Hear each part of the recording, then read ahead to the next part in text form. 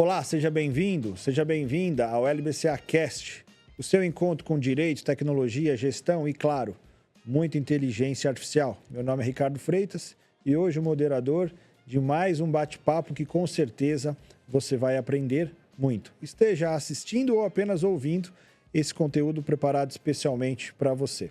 Hoje eu tenho a alegria de receber a Andréa Marcelino, já uma amiga que participa dos eventos da LBCA com frequência, e o Rafael, nosso sócio, para compartilhar com vocês. Vou apresentar rapidamente a Andréa, que hoje é Head de Legal Compliance e Regulatório da Galo Worldwide, com mais de 25 anos de experiência em departamentos jurídicos. Já atuou por diversas outras grandes empresas, como Puma, CETIP, Danone, entre outras. Graduado em Direito com MBA e especialização em Contrato e Tax. Que experiência, Andréa. Seja bem-vinda ao nosso bate-papo. Muito obrigada, eu que agradeço, é um prazer estar com vocês hoje. Estou muito feliz pelo esse convite para a gente poder falar um pouquinho sobre inteligência artificial, né? Tão importante no nosso mundo jurídico. Legal. Rafa, seja bem-vindo. Muito obrigado, Ricardo. Seja bem-vinda, Andréa. Vamos em frente. Vamos lá, começando com um tema, eu costumo dizer que é o tema das nossas timelines, né? Você abre uma rede social, a inteligência artificial aparece. A gente começa um bate-papo no mercado jurídico, vamos falar de inteligência artificial. Nas últimas semanas, o Summit da LBCA, depois a Fenaló, falando sobre inteligência artificial.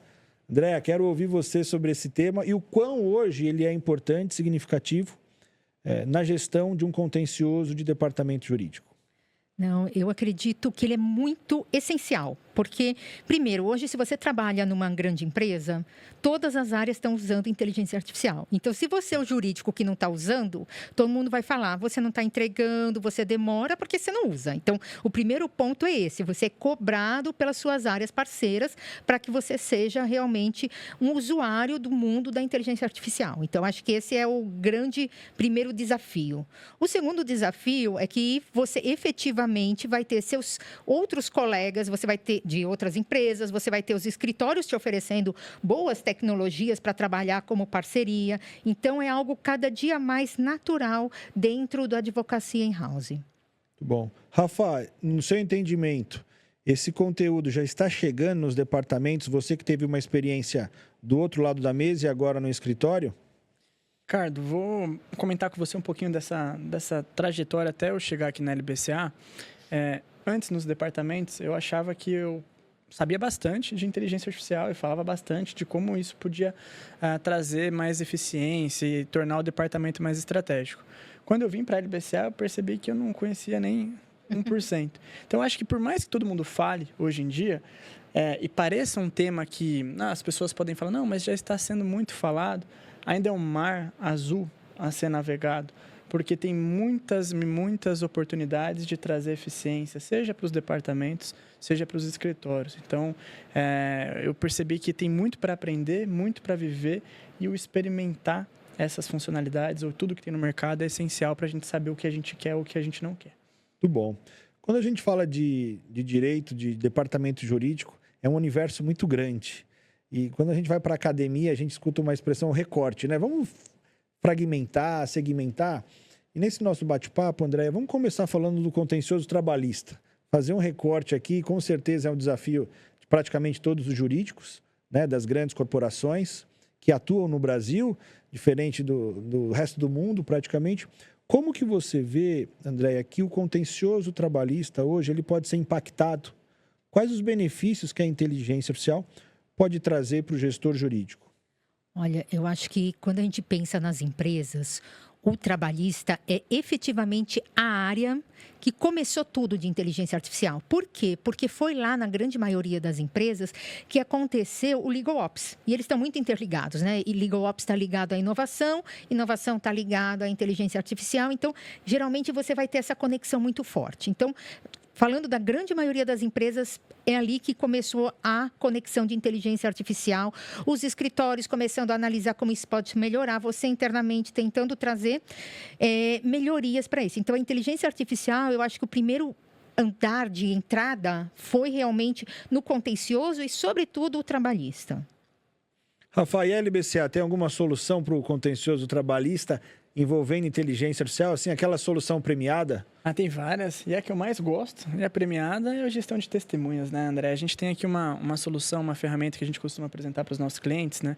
E o Ricardo sempre comenta, né? Um dia chegaram e falaram assim, eu preciso ganhar mais ação trabalhista. A gente falou, mas você não ganha bastante? Não, eu preciso ganhar mais. O que eu faço? E aí a gente perguntou, onde é que se ganha mais ação trabalhista? É na audiência. E aí, o escritório aqui com os sócios desenvolveu uma solução chamada gestão de testemunhas.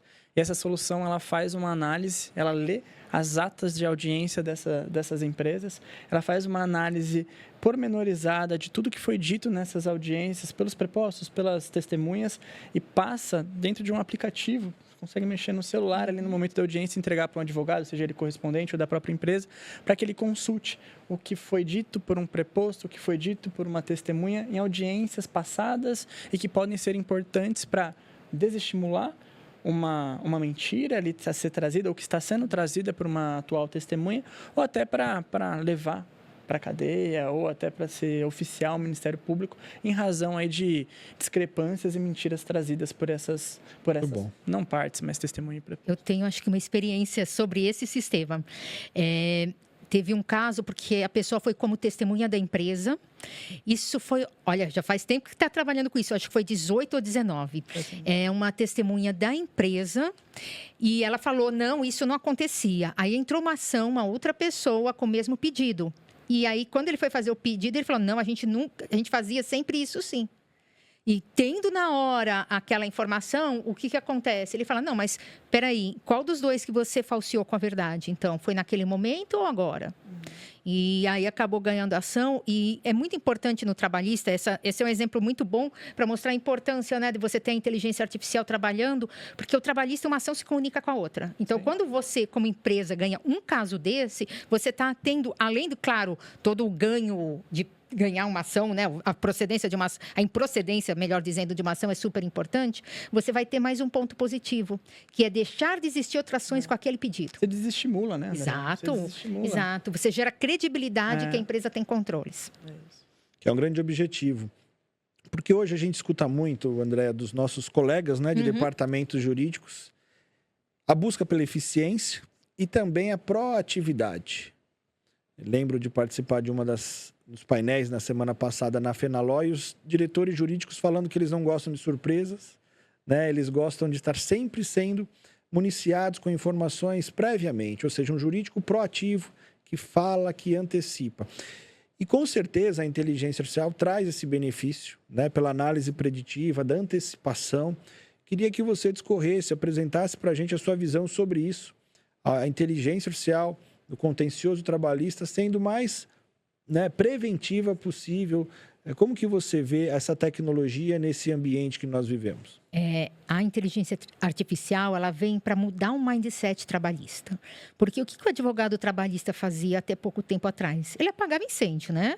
Então, tem uma ação, vamos lá, vamos tentar resolver, tentar fazer um acordo, entender um pouco, mas era muito difícil levar para o negócio o problema. Você até falava, olha, num levantamento básico, você fazia levantamento e falava, olha, eu estou com 10 processos sobre esse X ponto, significa que vocês estão com alguma desconformidade de regras, principalmente quando você fala de força de vendas, comercial e industrial, que é tudo muito semelhante. Então, nessas duas áreas, você conseguia levar um pouco, mas era muito aberto, meus processos, aquele tipo de situação. Quando você fala da inteligência artificial, ele consegue olhar a tua base dos últimos 20 anos numa rapidez gigantesca. Então, ele já consegue falar, olha, quando você tinha tantas fábricas a mais, quando a sua força de vendas fazia isso, quando você, antes disso, você fez numa rapidez no momento que o cara está te perguntando. Outro ponto que ele consegue é condensar se você tem mais de um escritório, porque às vezes era difícil, você tinha a visão de um lugar e não de outro. Informações separadas. Exato, agora você agrega tudo. E outra coisa que eu acho super importante e que, para mim, é uma mudança muito grande, é conseguir dizer, esse é um problema meu ou esse é um problema do setor? Tá? Porque, às vezes, você vai falar, eu estou tendo na minha força de vendas um X número de ações sobre isso. E aí eu olho para os meus concorrentes. e eles não estão. Então, significa que eu estou tendo um problema na minha casa e não uma prática usual daquele setor. Então, eu acho que a inteligência artificial no trabalhista, ela veio, sim, deixar de ser apagar incêndio, ser reativo e ser totalmente proativo e conseguir levar dados para as áreas e para o RH, que não dá, eu falo que contra dados não há argumento, né?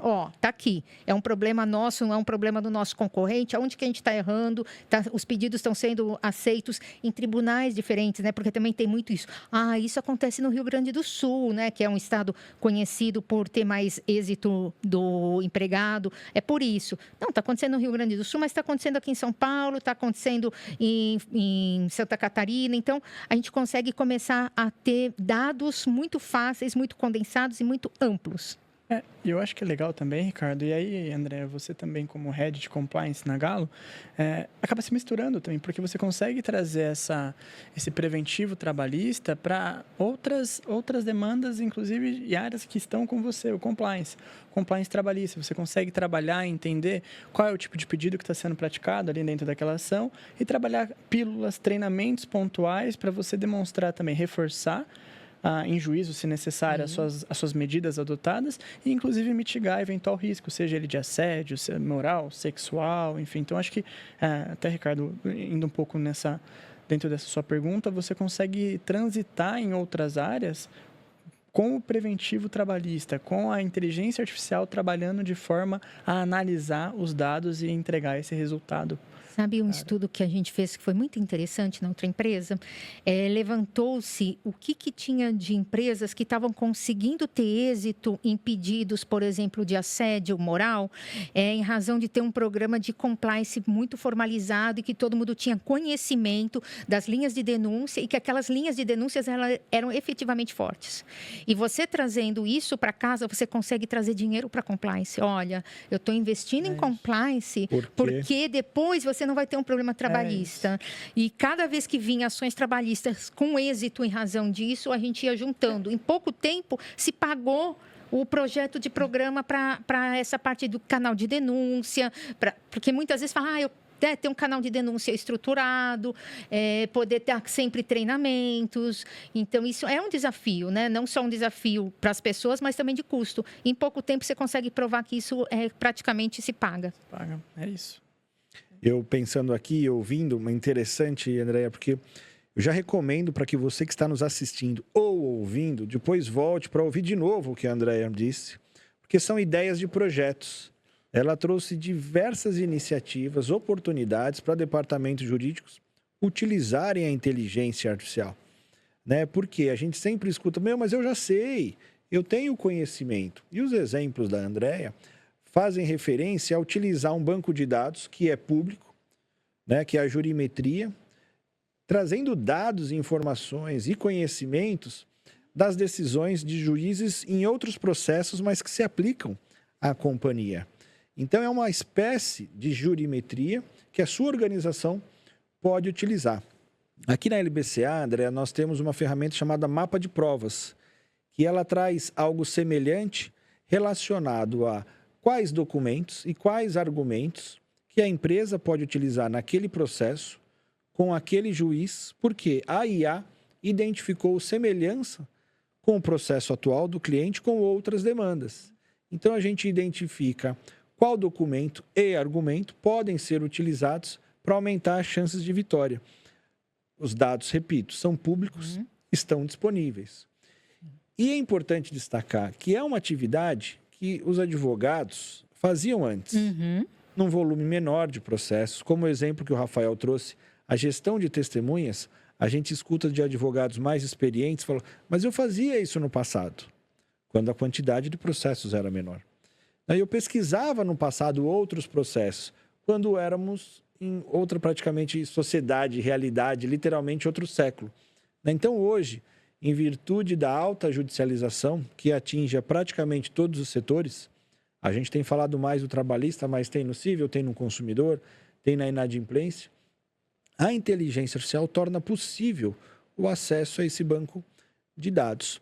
E eu queria agora te ouvir, não só de aplicações, mas no dia a dia, né? A inteligência artificial como ferramenta de trabalho como que, na sua visão, ela pode contribuir para a atuação do executivo jurídico? Só fazer um adendo da sua pergunta, que era isso, eu estava pensando exatamente isso. A gente que tem um pouquinho o RG mais antigo, vamos dizer assim, a gente percebe, poxa, eu fazia isso, mas o que eu percebo, falando a diferença dos dois mundos, já que a gente viveu os dois, né, é que, na verdade, quando você olhava naquele momento, você tinha uma visão muito pequena do negócio, né? Ela não era ampla, ela não era uma visão que você conseguia ver um volume gigantesco de informações correndo com uma rapidez, né? Hoje você fala, eu quero selecionar, né? Você tem filtros e você consegue ir selecionando aquelas informações com muita inteligência. Então você vai selecionando e vai... Antigamente você tinha que sentar e ficar horas e horas. É aquilo que acontece com tudo que a gente vê a inteligência artificial fazendo, né? Você podia fazer esse trabalho no passado? Claro, além do fato de ser um banco muito menor, você demorava aí 10, 15 dias e agora você faz em 5 minutos, né? Então, acho que esse é um ponto super importante. E falando do nosso dia a dia, eu acredito muito, quando a gente está falando, principalmente, aí falando as IAs generativas, vamos dizer. Eu acho que a gente tem que trabalhar com duas situações. As generativas que a gente vai ter mais customizadas para o mundo jurídico, que aí a gente conta muito com os parceiros para realmente estar com esse olhar jurídico propriamente dito. Mas a gente também acaba usando aí ChatGPT, Copilot, né, para coisas mais simples no dia a dia do advogado. Aí eu acho que isso tem acontecido. Eu sou super favorável a ter governança na empresa, porque eu acredito que todas as áreas vão fazer. Não adianta você eu vou bloquear, os funcionários não vão mais usar inteligência artificial. Gente, eles vão usar no celular deles. Essa é a realidade, esse é o fato. Não adianta, entendeu? Então, as pessoas vão usar. Então, não criar leis, criar governança, né? Olha, você pode ter... você vai trabalhar com a IA de um parceiro. Então, vamos fazer uma validação. Essa IA está de ok com as nossas regras de segurança. Trazer para o ambiente protegido e não deixar a famosa Shadow AI, né? Ele usa... Mas a empresa não tem conhecimento, não tem controle e não tem governança. E os últimos relatórios que falam sobre inteligência artificial, principalmente no mundo jurídico, que é um mundo que tem informações sigilosas, confidenciais muito grandes, é uma grande preocupação. Então, quando você trabalha com um parceiro sério, tua área de cibersegurança validou, realmente aquilo está seguro, você sabe o ambiente que você está incluindo aquelas informações, eu acredito que isso é muito importante. E aí eu falo, já que a gente é a área que vai dar o exemplo para os outros, a gente tem que ser primeiro. Então, se a sua empresa não tem um projeto de governança, comece a trabalhar num projeto de governança, eu acho que é o primeiro ponto. E o segundo ponto enquanto não tiver, faça você a governança para suas inteligências e para o seu time não ser surpreendido, como outro dia desse tem um colega que estava mostrando num grupo inteligência artificial e ele mostrou a inteligência artificial ali falando, a gente não põe os documentos, eu tiro o nome da empresa, e um outro advogado fala, mas por quê? Então, quando um advogado fala por que você tira numa ferramenta gratuita, o que será que está acontecendo quando as outras áreas estão fazendo, né? Não desmerecendo as outras, mas nós, como advogados, sabemos muito melhor quais são as implicâncias de você estar em uma tecnologia, uma inteligência artificial aberta, dados que podem ser, sim, no mínimo confidenciais, na pior das hipóteses, um dado que você pode ter dados pessoais, aí você vai ter problema de LGPD, você pode ter um dado confidencial, um dado de segredo de negócio, porque a gente mexe muito com segredo de negócio, então acho que a governança é um segredo muito importante. E eu acho que assim, até vai um recado, né? Se você ainda não tem esse projeto de governança, a LBCA pode apoiar. A gente está acostumado, a gente está trabalhando um projeto desse recentemente, então acho que é um ponto e vale a pena destacar para quem está nos assistindo. Legal. E também está disponível no nosso site uma política de utilização de inteligência artificial generativa desde o final de 2023. Legal. Gratuitamente no nosso site, a política do escritório. Evidentemente que ela foi já atualizada, porque novas tecnologias surgem, mas é importante para que você consulte.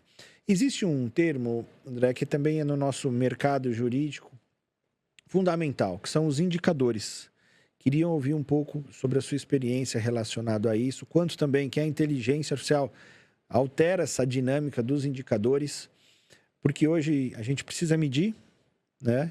E a gente precisa cada vez melhorar esses números, né? Então, eu falo muito com o Rafael aqui dentro do escritório, quanto isso é relevante para os nossos clientes, relevante internamente, né? Primeiro, controlar e depois melhorar esses números. Queria ouvir a sua percepção sobre a importância de ter os famosos KPIs, os indicadores no departamento jurídico. Sabe que estudando KPIs, eu sempre falava há uns 6, 7 anos atrás, eu tenho 32 KPIs. E aí eu fui conversando com uma pessoa que estudava muito sobre isso, ela falou, duvido, você deve ter métricas e não KPIs. E aí eu comecei a entender. Então, acho que o primeiro ponto que é muito importante que a gente precisa ter em mente é o que é métrica e o que é KPI. Métrica é o que eu vou medir. Então, dando um exemplo na área de contratos, quantos contratos a minha área de contratos faz? Quantos processos entram na minha base por mês? Isso é métrica. O que é KPI? KPI é estratégico. O que vai te mudar de olhar do negócio? Então, de repente, o KPI que faz sentido para o meu negócio hoje não fazia para o que eu estava há 6 meses atrás. Então, é muito complexo quando você fala de KPI, porque, primeiro ponto, você tem que entender quais são os objetivos da empresa naquele momento, o que ela pretende.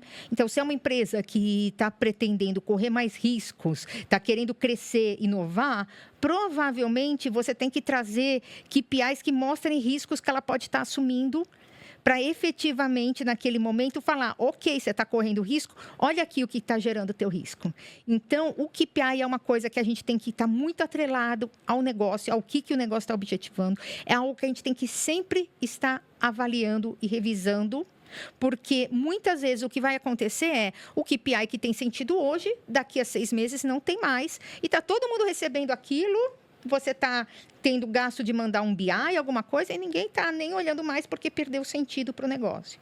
Então, é um desafio muito grande. E o que eu aprendi muito é que não pense em mais de 5, 6 objetivos de KPIs falando de levar para a diretoria, para o board. Você vai ter depois um monte de métricas dentro de casa para melhorar o dia a dia seu, no caso do trabalhista, melhorar as relações com o RH. Agora, se um problema vira um problema gigantesco, por exemplo, a gente está recebendo agora algumas ações de volume muito alto, pode dar um impacto financeiro gigantesco. Aí, nesse caso, sim, ele pode deixar de ser uma métrica e ser um KPI. Por quê? Porque ele mudou para ser algo estratégico no negócio. Aquilo lá pode quebrar o ano de uma empresa. Entendeu? Então, por isso que é um olhar muito sério, o que é métrica, o que é KPI nesse momento, o que eu vou apresentar dentro do jurídico, para os meus escritórios, o que eu vou apresentar para o RH ou para alguma área efetiva que precisa, né, ter algum problema, e o que eu vou apresentar para o board. Muito bom. Uma aula, hein, pessoal? Uma aula. Volte, escute novamente. Falando em indicadores, métricas, tem uma outra expressão que também a gente escuta muito, o ROI, o retorno desse investimento, André, em inteligência artificial, como que você vê isso? Um custo, um investimento, e ao longo desses anos, né, ouvindo, trabalhando, pesquisando, lendo sobre inteligência artificial e principalmente conversando, a gente já viveu algumas ondas. Existia um primeiro momento, eu quero ter um projeto simplesmente para estar na moda. Eu quero um projeto de IA para ganhar prêmios, né? Semana passada, muitos prêmios foram atribuídos em inteligência artificial. E há também os projetos que buscam eficiência, que eles demandam investimento, e aí a gente precisa falar do retorno desse investimento. Quero ouvir também agora sua experiência, essas aulas que você tem ministrado aqui para a gente, né? Depois a gente vai fazer os cortes e recortes. Qual que é o seu ponto sobre o retorno do investimento em inteligência artificial? Primeiro, a gente tem 2 situações. Jurídico também faz business case. Então, acho que esse, né, é um ponto super importante. Se você for fazer um business case, você tem que pensar qual é o retorno e como mensurar isso. E advogado tem uma dificuldade, né? Principalmente o advogado interno. Eu acho que até nos escritórios, né? A gente não tem esse costume, ninguém ensinou na faculdade, né? As pessoas esqueceram que esteja no escritório de advocacia, esteja em uma empresa, você está trabalhando com negócio, com finanças, né? E a gente, infelizmente, as universidades ainda não têm esse olhar. Então, eu acho que a gente tem algumas questões aqui. Primeiro se você vai ter, nesse caso, um business case, faça uma análise muito boa de como vai ser o retorno disso, tá? Porque pensar que, às vezes, o nosso retorno ele não é tão mensurável. Por exemplo, no caso que eu citei do compliance, é bem mensurável. Eu gastei 20 mil com compliance, eu ganhei tantas ações, deu 18 mil, eu praticamente bati os valores. Então, tem casos que são bem mensuráveis. Outros casos não vão ser tão mensuráveis assim, mas vai ter impacto no ROI, sempre vai ter impacto no ROI. Então, pensar muito como que eu vou conseguir trazer isso para o negócio. E se você não tem um business case, eu acho que é importante você também ter uma análise? Porque você vai ser cobrado, tá? Poxa, a gente pôs essa inteligência artificial, gastamos não sei quanto com vocês, e aí, o que agregou? Pode ter sido pessoas que deixaram de fazer atividade e por isso conseguiram fazer agilidade em outro processo, pode ter sido corte, às vezes também, mas vai ter alguma coisa, ainda que indireta, aplicada no ROI. Então, é muito importante, porque o que a gente vê, e não é uma questão com o jurídico, tá? É uma questão com as empresas. Hoje está se abrindo um budget grande para investimentos em IA, e é claro que o board depois vai cobrar um retorno disso. E é o que vale também, assim, não é contratar qualquer IA, né? Você tem que entender, escutar sobre o que ela faz, e, às vezes solicitar uma POC para ver se se aplica ao seu negócio. Contratar por contratar, a gente já viu, né, Ricardo? A gente tem experiências aí de que o pessoal vem nos procurar porque contratou algo de prateleira, era algo que já estava lá pré-montado, não serviu para o negócio e precisava de algo personalizado. Sim. E esse é um dos apoios, né? Entender e procurar aquele parceiro que pode personalizar para o seu negócio. A dor que você tem lá não necessariamente é a mesma dor que a pessoa, a empresa do lado tem. Eu conto bastante uma história, porque a gente tem mania de contar a história bonita, né? E às vezes a gente tem que contar as histórias tristes. Eu tive essa história triste, que foi com chat. Decidimos ter um chat no jurídico, inclusive, primeiro foi do trabalhista. Foi um trabalho enorme. A sorte, assim, custo não foi tão alto porque foi feito em casa, mas houve uma perda de prazo, de tempos, de várias pessoas que poderiam ter ido para outras atividades. E um ano foi usado 3 vezes. Então, é entender, a gente tem FOMO, a gente quer estar no... Será que o que está me levando a usar essa inteligência? Seja inteligente emocionalmente ao decidir por uma inteligência artificial. E por falar em inteligência, tem um ponto que para nós, na LBC, é fundamental, que são as pessoas, os advogados, as advogadas. No evento da semana passada em que você participou, nós deixamos isso muito claro, que para a LBC o advogado participa de ponta a ponta sempre. E aí, André, eu quero te ouvir sobre como que você lidou e lida com esse assunto da formação da equipe, preparar a equipe, ou seja, as pessoas que trabalham no jurídico, advogados ou não. Como que você vê a importância de preparar, treinar, motivar essas pessoas, porque elas precisam aprender novos conhecimentos, né? Em outros podcasts nós falamos muito sobre isso. E daqui a pouco a gente vai te fazer uma pergunta específica, mas eu quero agora entender como que você trouxe essa sua visão para os demais colaboradores do jurídico, né? Sendo a head, sendo a líder, como que você trouxe para eles, compartilhou essa visão da inteligência artificial com os demais integrantes do jurídico? Olha, eu acho que cada vez mais as atividades operacionais elas vão morrendo. Isso não é uma coisa só da inteligência artificial, é algo que já vem ocorrendo há muito tempo. Eu comecei a trabalhar no século passado, o jurídico de uma grande empresa tinha 100 funcionários, 100 advogados, né? Entre advogados, analistas, assistentes, mas era constituído de 100, 200 pessoas. Hoje você está na média aí de uns 20. Então, isso já é uma redução que vem ocorrendo. Então, acho que o primeiro ponto é, se você ficar estagnado numa operação, em operacional, sua função em pouco tempo vai deixar de ter sentido. Então, vamos pensar todos juntos de uma forma mais estratégica. O que eu posso agregar realmente para o valor, né, para o negócio? Então, eu acho que esse é o primeiro ponto que a gente tem que ter conversas francas com todo mundo. E quando você decide que vai ter, por exemplo, vamos instalar uma inteligência artificial que vai reduzir alguma coisa, também já ter muito monitorado o final. Isso vai reduzir o quê? Para onde que eu vou colocar as pessoas? O que eu vou fazer? E eu acho que uma coisa que é muito importante a gente ter é pensar que existe uma coisa que só o ser humano pode fazer, que é o quê? Ser humano. Ter inteligência emocional, trazer... Por que a gente vem falando tanto de soft skill, da importância dessa parte dos soft skills, de negociação? Porque é isso que a gente vai fazer a diferença. Então, colocar, por exemplo, uma inteligência que vai fazer um contrato, eu posso. Mas sentar na mesa com o meu cliente interno, para convencer ele que aquela é a cláusula que tem que ser e não a outra, não vai ser a inteligência artificial que vai fazer. André, até o Ricardo foi coordenador, inclusive, de um curso de negociação estratégica baseado em dados, que o tema foi basicamente isso. Exatamente. Né? Como a gente pode utilizar a inteligência artificial como forma de agregar valor numa soft skill. Uma soft skill. Que é a negociação, pura e simples.